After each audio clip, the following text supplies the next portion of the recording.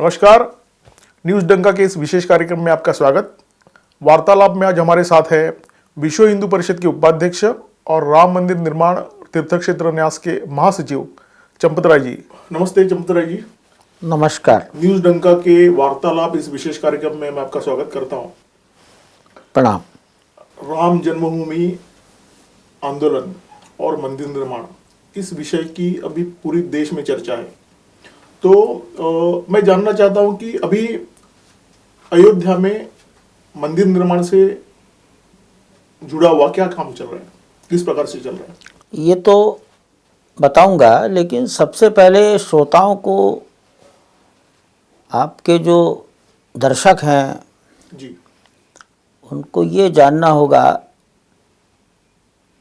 कि सारे संसार में राम जन्मभूमि मंदिर चर्चा का विषय क्यों है। दुनिया में तमाम मंदिर बन रहे हैं। आजकल तो खाड़ी के देशों में भी मंदिर बन रहे हैं। जी जी। तो अयोध्या में भी एक छोटा सा मंदिर बन रहा है।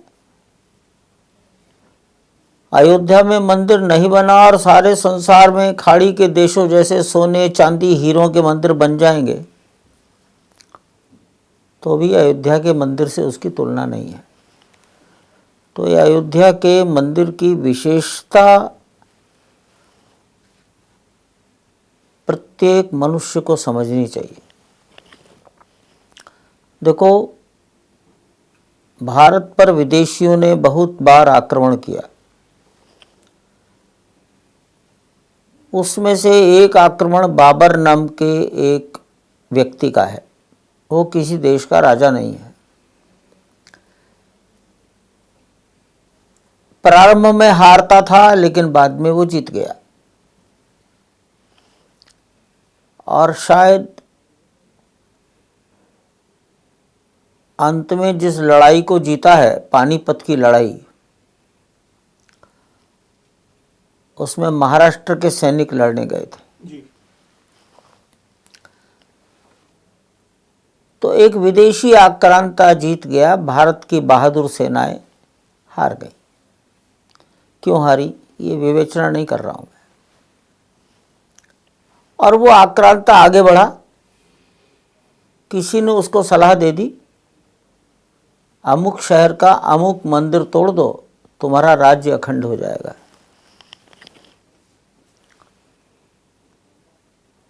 समाज अपने उस भगवान की जन्मभूमि पर खड़े मंदिर की रक्षा नहीं कर सका। लड़ाई लड़ी, अनेक दिन लड़ाई हुई, लेकिन अंततः वो मंदिर टूट गया।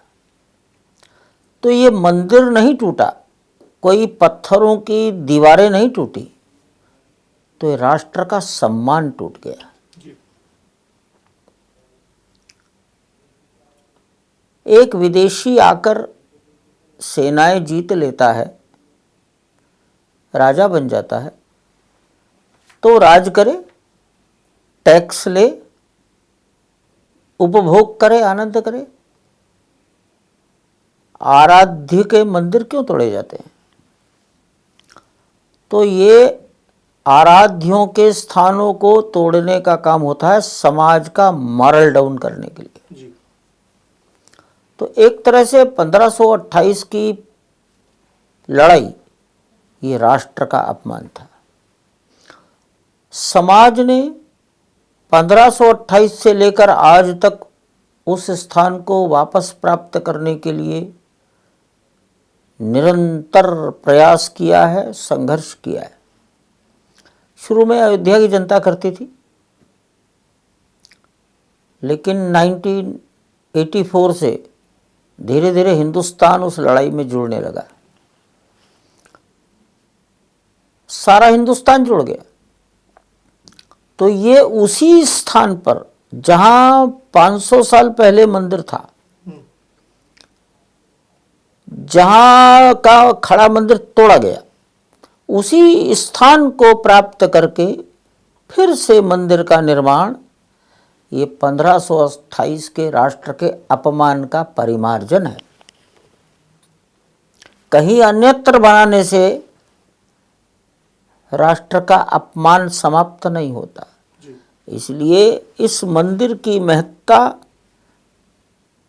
हिंदुस्तान के सम्मान की पुनर्प्रतिष्ठा है, ये इसकी महत्ता है।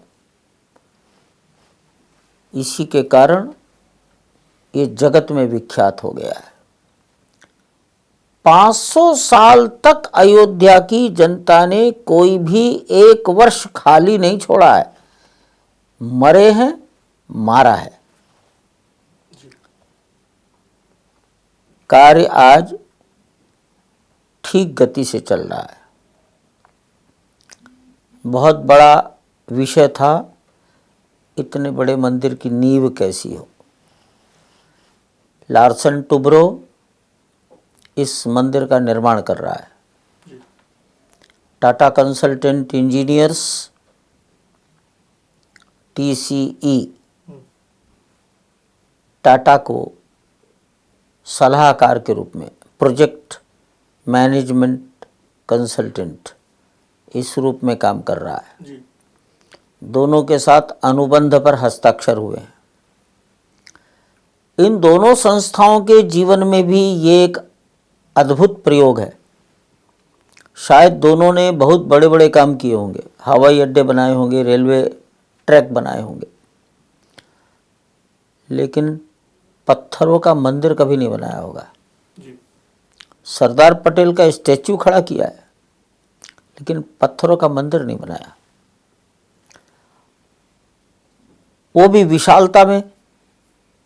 डायमेंशंस, लंबाई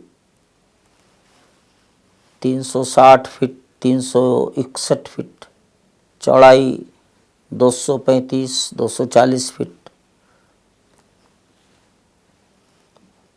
3 मंजिला,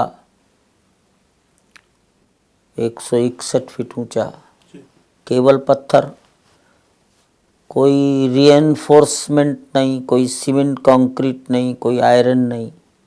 अच्छा, यानी पत्थरों को पत्थरों से जोड़ के, पत्थरों को पत्थरों से जोड़ेगा, हाँ, जोड़ा जाएगा। जी।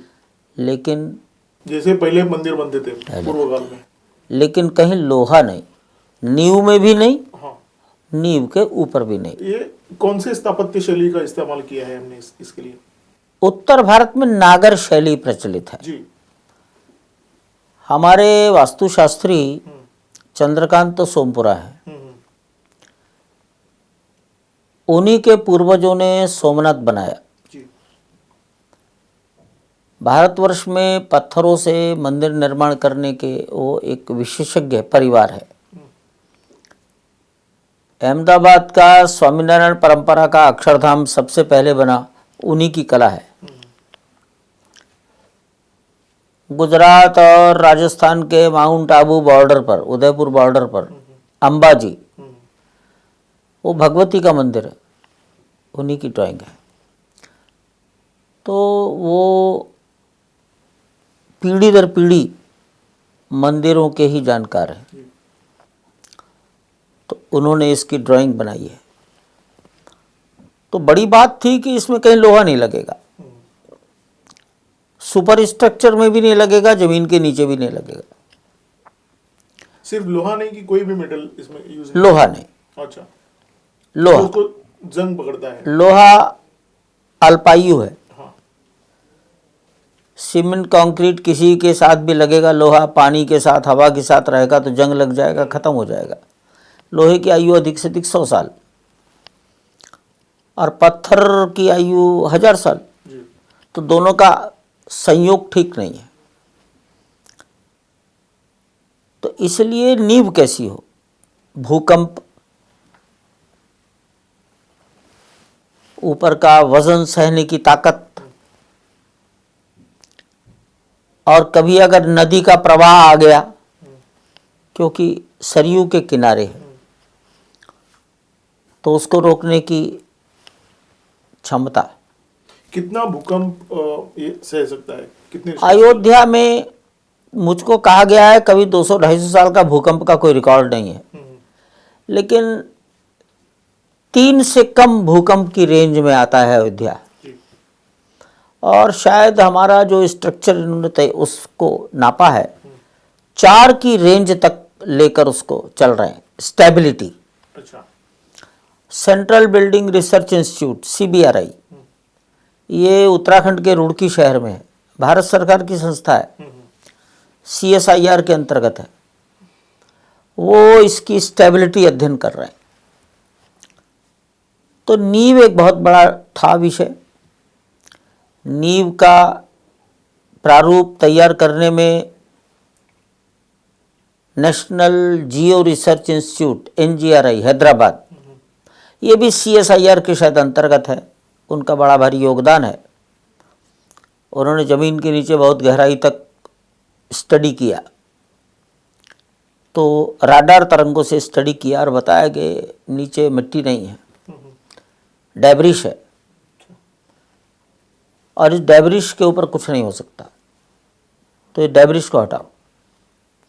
IIT दिल्ली के retired director professor Raju, IIT Delhi के प्रेजेंट स्ट्रक्चर के इंजीनियर्स, IIT गुवाहाटी के वर्तमान डायरेक्टर सीताराम, IIT चेन्नई के प्रोफेसर्स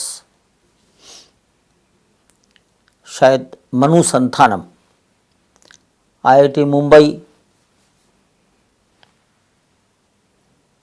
NIT सूरत के director Gandhi, professor Gandhi, CBRI, NGRI, Larsen Toubro, Tata consultant, इतनी इंजीनियरिंग संस्थाओं के इंजीनियर्स, यानी कॉर्पोरेट क्षेत्र और सरकारी क्षेत्र के जो टॉप सब की मिले। एजेंसियां हैं वो पूरे इस मंदिर निर्माण में लगी है। लगी। इन्होंने फाउंडेशन के बारे में एक ड्राइंग तैयार की कि एक बहुत लंबे चौड़े एरिया से सारा डेब्रिश हटा दो, जब तक प्योर सॉइल नहीं मिलती हटाते जाओ।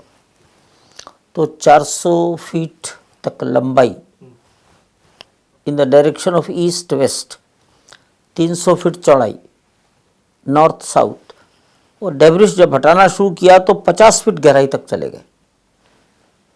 45 फीट के बाद सैंड मिलना शुरू हुआ, सॉइल नहीं मिली, पता लगा नीचे केवल सैंड है। तो एक लगभग 50 फीट गहराई तक जाकर रुक गए, और जब प्योर सैंड आ गई तब उसका रीफिलिंग किया शुरू किया है। रीफिलिंग किस मटेरियल से करें, इसका भी मिक्सचर IIT मद्रास ने सजेस्ट किया है। पत्थर की गिट्टी है, बहुत बारीक,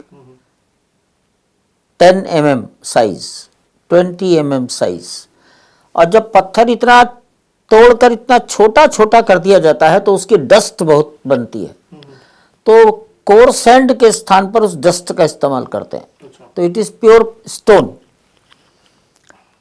फिर उसमें थर्मल पावर स्टेशन की राख है, फ्लाई ऐश, और 2-2.5% सीमेंट है, थोड़ा पानी है, और इस प्रकार वहाँ लेयर्स डाली जाती हैं। 12 इंच की एक लेयर डालते हैं, फिर उसको रोलर से कॉम्पैक्ट करते हैं, कॉम्पैक्शन 2 इंच तक करते हैं। तो 12 इंच जब 10 इंच रह जाता है रोलर से, मजबूती और बढ़ती है। और तो उसके अंदर के एयर गैप्स खत्म हो जाते हैं, वो कॉम्पैक्ट हो जाती है। एक जानकारी आपसे चाहूंगा कि जैसे आपने बताया कि भारत का जो सबसे अच्छा टैलेंट है वो इस मंदिर निर्माण में जुड़ा हुआ है। आपने बताया IIT है या कॉर्पोरेट क्षेत्र की कुछ कंपनियों का के आपने नाम बताए। वैसे विदेश के जो भारतीय है, विदेश में जो टैलेंट है, उन्होंने कुछ कंट्रीब्यूट करने की कि इसमें मेरा कुछ योगदान हो मंदिर निर्माण में, कुछ सलाह, सजेशंस या कोई योगदान इस प्रकार का रहा क्या? देखो, ट्रस्ट ने कॉन्ट्रैक्ट दे दिया लार्सन टुब्रो और टाटा को, जी। उन्होंने अपने साथ संस्थाओं को जोड़ लिया। ये अब उनका कर्तव्य था वो किससे सलाह ले, जी। That's all. मुझे लगता है भारत के जिस टैलेंट को उन्होंने जोड़ा है उससे ज़्यादा अच्छा टैलेंट भारत के बाहर होगा, आई डाउट। नहीं, भारत का ही जो टैलेंट भारत के बाहर है, यानी दुनिया के बहुत सारे देशों में भारत के लोग बड़ी अच्छी पोजीशन पर है और बहुत अच्छा काम कर रहे हैं। वो सब यहीं से पढ़कर गए हैं, तो जी वो टैलेंट जैसा भी है उससे अच्छा टैलेंट आज है भारत में। यह उनका दायित्व था, उन्होंने ही अपने को, अपने साथ लोगों को सहयोग में लिया है, हम इसमें पार्टी नहीं है। विश्व हिंदू परिषद की एक बहुत खासियत रही इस मंदिर निर्माण का, जब आंदोलन, यानी शुरू से मैं आपको बता रहा हूँ कि मुझे याद है कि लोगों के घर पे जाकर 1-1 रुपए का चंदा, यानी ये ढांचा गिरने के पहले जो आंदोलन 89, हाँ 1989। बिल्कुल, तो लोगों के घर पे जाकर 1-1 रुपए का चंदा लेना, उनके घर पे एक स्टिकर लगाना राम मंदिर का, इस प्रकार का एक बहुत बड़ा अभियान लिया गया था। अभियान लिया गया था। और ये मंदिर निर्माण के लिए भी उसी प्रकार से, यानी देश के हर व्यक्ति का एक कंट्रीब्यूशन रहे। तो कितने देश के कितने लोगों ने इसमें योगदान दिया है आर्थिक? 89 का छोड़ दो, 89 में लगभग देश में 6 करोड़ या 6.25 करोड़ जी व्यक्तियों तक या फैमिलीज तक हम पहुंचे थे। अभी 42 दिन का अभियान था, मकर संक्रांति से शुरू हुआ, संत रविदास जयंती माघ पूर्णिमा तक चला, 42 दिन था। हमने कार्यकर्ताओं से पूछ कर कोशिश की है, कितने स्थानों पर गए। 1000 आबादी का गांव एक स्थान है, एकदम ऊंची पहाड़ियों पर 40 घर, 500 आबादी का भी वो एक गांव है, शहर का मोहल्ला भी एक स्थान है। तो अगर हम कॉलोनीज इस प्रकार देखें, एक टावर अपने में एक स्थान है, जी उसकी एक इंडिपेंडेंट एंटिटी है। तो हम देश में लगभग 5.25 लाख 5.25 लैक्स प्लेसेस तक गए हैं अभी। अच्छा, और जो हमारा आकलन आ रहा है, हमने कम से कम 11 करोड़ लोगों तक अप्रोच की है। अच्छा, बहुत बड़ी बात यह है कि जिसकी आर्थिक स्थिति बहुत छोटी है, मैं तो ये भी कह सकता हूं, भिक्षावृत्ति करने वाला व्यक्ति, छोटे छोटे बच्चे, ऐसे लोगों ने भी इस मंदिर के लिए अपना समर्पण किया है। इसलिए हमने इस अभियान का में डोनेशन शब्द का प्रयोग नहीं किया, कंट्रीब्यूशन, वॉलेंटरी कंट्रीब्यूशन। 10 रुपया जिन्होंने केवल दिया, ऐसी संख्या भी 4 करोड़ के आसपास है। अच्छा, 100 रुपया दिया, यह संख्या भी 4 करोड़ या कुछ ज्यादा है। और 1000 रुपया देने वाले लोग 1 करोड़ नहीं है, उससे और कम है। अच्छा, हाँ, 1000 से अधिक देने वालों के लिए हमने रसीद बुक छापी थी, तो वो रसीद बुक भी कोई ये सोचकर नहीं छापी गई थी कि करोड़ों लोगों तक जा पाएंगे हम। 40 लाख 50 लाख, तो ये इतना बड़ा जो संपर्क हुआ है, जी ये बहुत ही सर्वसामान्य समाज में जाकर जमीनी हुआ। स्तर पर संपर्क हुआ है। और बड़े बड़े ऐसे अनुभव आए हैं, बोलने वाला बोल रहा है, सुनने वाले की आंख में भावुकता से पानी आ जाएगा। जी, ऐसे ऐसे कुछ अनुभव 1-2 शेयर करना चाहेंगे आप?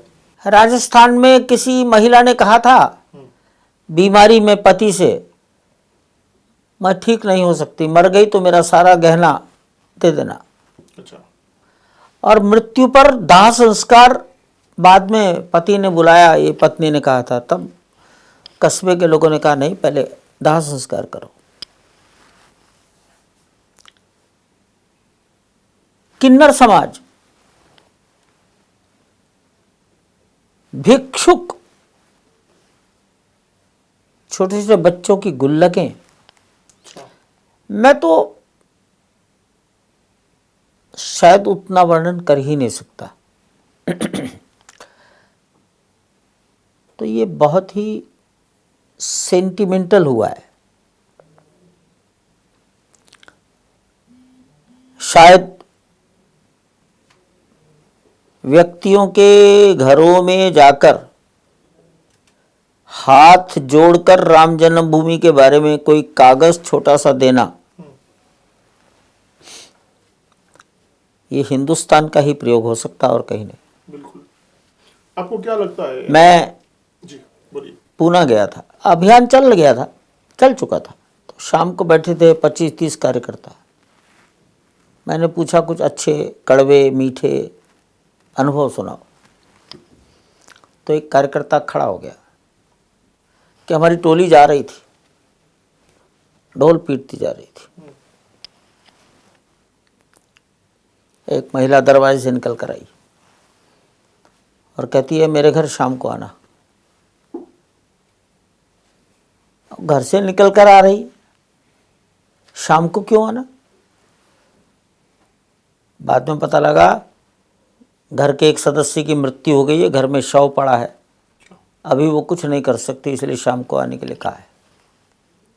ये मुझे जनवरी में सुनाया गया। ये कैसा अभियान था?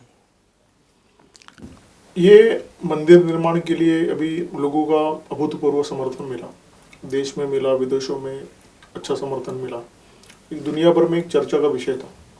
अभी क्या योजना है? ये मंदिर निर्माण के क्या क्या स्टेजेस रहेंगे, पूर्ण कभी होगा?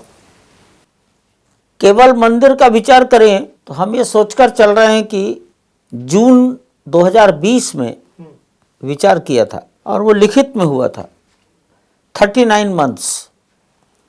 अब जून 2020, लेकिन जब नींव पर चर्चा चली तो नींव पर फाइनल अंतिम निर्णय होने में दिसंबर निकल गया और फाउंडेशन का रीफिलिंग का काम जनवरी में शुरू हुआ। तो 6 महीने तो चले गए डिस्कशन में। डिस्कशन भी था और एक्सपेरिमेंट भी हुए, ट्रायल हुए, बार बार डिस्कशन हुए। तो अगर मैं जनवरी से भी मान लूं तो 36 महीने, 39 महीने सोचा था, 36 महीने मान लीजिए। लेकिन जो नींव बन रही है वो नींव अभी बननी शुरू हुई है, 1/4 बन गई होगी या बन जाएगी 1-2 दिन में, यानी 3/4 हिस्सा पूरा होने में अक्टूबर आ जाएगा। सिर्फ नींव के काम में इतना? केवल नींव। जी।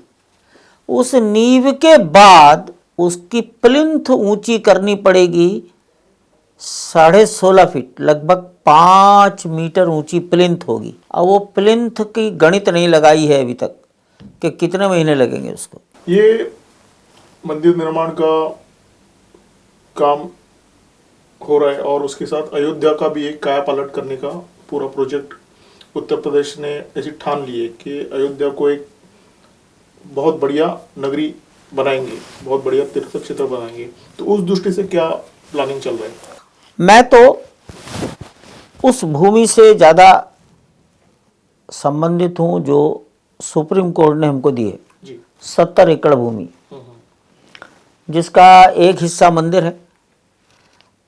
वो मंदिर शायद 10 या 15 एकड़ जमीन लेगा, बाकी के हिस्से का विकास, उसमें भिन्न भिन्न प्रकार की चीजें बनेंगी। लेकिन उत्तर प्रदेश सरकार ने अयोध्या का दृश्य बदलने का ही ठान लिया है। अब किसी भी परिवर्तन की पहली बात क्या है? नरेंद्र भाई जी ने प्रधानमंत्री बनते ही क्या कहा? Smart city. अब स्मार्ट शब्द से सिटी का क्या समझ में आए, लेकिन धीरे धीरे स्मार्ट की व्याख्या होने लगी। तो अब अयोध्या छोटी सी है। अयोध्या की सड़कें कैसी हैं, पानी की निकासी कैसी है, ड्रेनेज कैसी है, सीवर लाइन है ही नहीं। तो सड़कें चौड़ी करना, ऊंची करना, ड्रेनेज ठीक करना, सीवर लाइन ठीक करना, इलेक्ट्रिक सप्लाई ठीक हो। अयोध्या की ओर आने वाली 8 सड़कें हैं। गोरखपुर से आती है, गोंडा से आती है, लखनऊ से आती है, रायबरेली से आती है, प्रयागराज से आती है, बनारस से आती है। ये अप्रोच रोड 4 लेन हो जाए। अयोध्या में दिन भर में 5-7 गाड़ियां आती हैं। हिंदुस्तान के हर कोने से आने लगे। अयोध्या में अभी तक रेलवे स्टेशन पर 3 ट्रैक हैं और 9-10 ट्रैक बनाने की काम चल रहा है। अयोध्या में कोई रेलवे बस स्टैंड ही नहीं था। अब उस पहले बना 40 से 50 बसों के खड़े करने का, अब 100 का बन रहा है। अयोध्या में एक केवल छोटा सी हवाई पट्टी थी जिस पर हेलीकॉप्टर उतरता था। अब वो कह रहे हैं हम तो अंतर्राष्ट्रीय स्तर का हवाई अड्डा बनाएंगे। तो कायाकल्प हो जाएगा। भव्य दिव्य अयोध्या बनाने का काम शुरू है। अब अयोध्या में सैकड़ों कुंड हैं, प्राचीन हैं, सब लुप्त हो गए, सूख गए, एनक्रोचमेंट। अब धीरे धीरे वो सब रिवाइव हो रहे हैं। तो अयोध्या का सौंदर्य निखरेगा। कभी 25-30 साल पहले, 40 साल पहले अयोध्या में 3 मेले लगते थे, उसके अलावा अयोध्या में कोई आता नहीं था। आज की स्थिति है प्रतिदिन मेले जैसा दृश्य रहता है। 1 जनवरी हिंदुस्तान में कोई त्यौहार नहीं है, अयोध्या में तो नहीं है। हो सकता है किसी कोने में 1 जनवरी त्यौहार हो, लेकिन वो भारतीय नहीं है। 1 जनवरी को अयोध्या में भगवान के मंदिर का दर्शन करने के लिए 47,000 लोगों की एंट्री रिकॉर्ड हुई है। तो अगर ये लॉकडाउन हट जाएगा, सामान्य परिस्थितियां निर्माण हो जाएंगी, तो 50,000 आदमी पर डे आएगा। ये कहाँ से आएगा? तो सारा हिंदुस्तान, हर राज्य आएगा। और आवागमन के साधन और सड़कें जितनी अच्छी हो जाएंगी, ये टूरिज्म नहीं है, ये तीर्थाटन है। आपसे एक बात पूछना चाहूँगा कि ये मंदिर निर्माण का जो अभियान है वो कई सालों से चला, और जब अयोध्या में फायरिंग हुई थी पहली कार सेवा के समय, मुलायम सिंह ने फायरिंग की थी, उसमें कई कार सेवक शहीद हुए थे। तो जिन लोगों ने इस मंदिर निर्माण के लिए बलिदान दिया, उनकी याद कायम रहे, उनकी याद हम लोग संजो के रखें, इसके लिए कुछ प्रयास हो रहा है कि नहीं? ये मस्तिष्क में रखने का विषय है जी। एक बात और याद रखनी चाहिए। 1990 30 अक्टूबर 2 नवंबर, ये हमारी और आपकी पीढ़ी की देखी हुई बात है।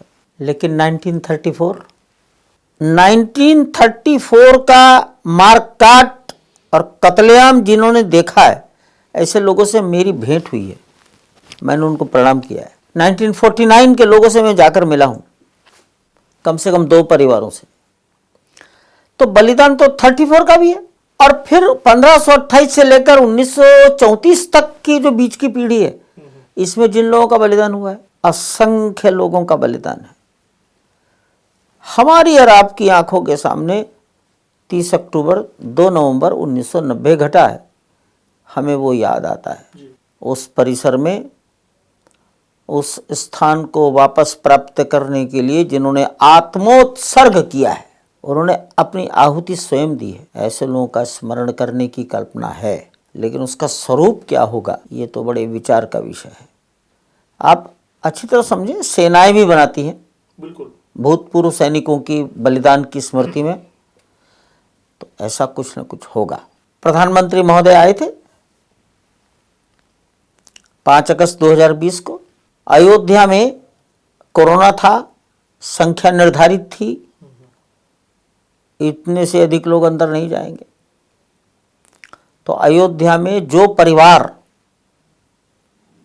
जिनके बच्चे 30 अक्टूबर 2 नवंबर 1990 को गोली खाकर मरे थे, हमने उनके वर्तमान परिवार में जो जीवित लोग थे उनको निमंत्रित किया। कुठारी बंधु की वो तो कलकत्ता से आई बहन उसकी जी। लेकिन अयोध्या के ही निवासी, हमने उनको सबको बुलाया। तो ऐसे अवसरों पर सबको याद रखना और दिखाना, सम्मान देना, यही एक बात है। अस्थायी तो बनेगा ही, लाखों लोगों का बलिदान हुआ है। ये सवाल मेरे जहन में इसके लिए आया कि जब फायरिंग हुई थी और कार सेवा में हम भी शामिल हुए थे, तो वो घटना हमारे नज़रों के सामने घटी और सरयू में तैरते हुए शव हमने देखे थे। तो चंपत राय जी, एक आखिरी सवाल मैं आपसे पूछना चाहूँगा। ये संघर्ष तो बहुत बड़ा रहा, लेकिन ढांचा गिरने से पहले भी ये जारी था, ढांचा गिरने के बाद भी ये जारी है, और अभी मंदिर निर्माण जो शुरू है तभी भी ये संघर्ष जारी है। जैसे यज्ञों में बाधा डालने के लिए राक्षस आते थे, उसी प्रकार से मंदिर निर्माण के कार्य में बाधा डालने का प्रयास हो रहा है। तो हिंदुस्तान में राम मंदिर के निर्माण को जो जब इस प्रकार से प्रकट या छुपा विरोध होता है तो उसको आप कैसे देखते हैं? कुछ नहीं, मैं कभी 1989 में बद्रीनाथ गया था रामशिला पूजन के लिए।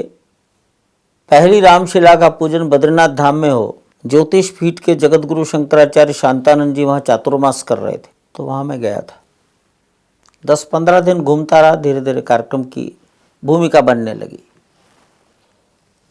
तो एक माता जी छोटी आयु से आकर वहाँ बैठ गई थी, भगवान के चरणों में बैठी रहती थी, बूढ़ी हो गई थी। शायद नेपाल से आई थी, इसलिए नेपाली माँ कहलाती थी। अनेक लोगों ने कहा तो मैं उनके दर्शन करने भी चला गया। अपना परिचय दिया, उद्देश्य बताया, बैठा रहा। तो मुझे याद आता है, जितनी देर में बैठा उतनी देर में न जाने कितनी बार बड़ी काम की बड़ी बाधाएं, बड़े काम की बड़ी बाधाएं, बड़े काम की बड़ी बाधाएं, बस यही वाक्य बोलती रही। शास्त्र का वचन है, जितना बड़ा काम होता है उतनी बाधाएं आती हैं, और राम जी के काम में तो आई हैं। महर्षि वशिष्ठ ने कितने गुणाभाग किए होंगे ज्योतिष के, नक्षत्रों को खूब देखा होगा जी। तब राजकुमार बनाने का दिन तय किया होगा, बाधा आ गई। तो राम जी के काम में तो जीवन में कोई सरल नहीं है, निर्विघ्न हुआ नहीं, बिल्कुल। तो मैं उसी रूप में देखता हूं। दूसरी बात है, कृष्ण के जीवन में तो उसी के घर से बाधा पैदा हुई। इनसे विचलित नहीं होना चाहिए। दुनिया में जर्मनी के बारे में मुझे सुना है मैंने कि वहां कोई हिटलर का साथी था, गोयबल्स। वो कहा करता था, बार बार बोलते रहो, दुनिया उसी का मानने लगेगी। ये बातें ध्यान में आती हैं, इसलिए मैं सोचता नहीं ज़्यादा। ठीक है सब। चंपत राय जी, आप समय निकल के हमारे स्टूडियो में आए और इतना समय दिया, इसके लिए न्यूज़ डंका की ओर से आपका बहुत बहुत आभार। धन्यवाद। धन्यवाद। प्रणाम।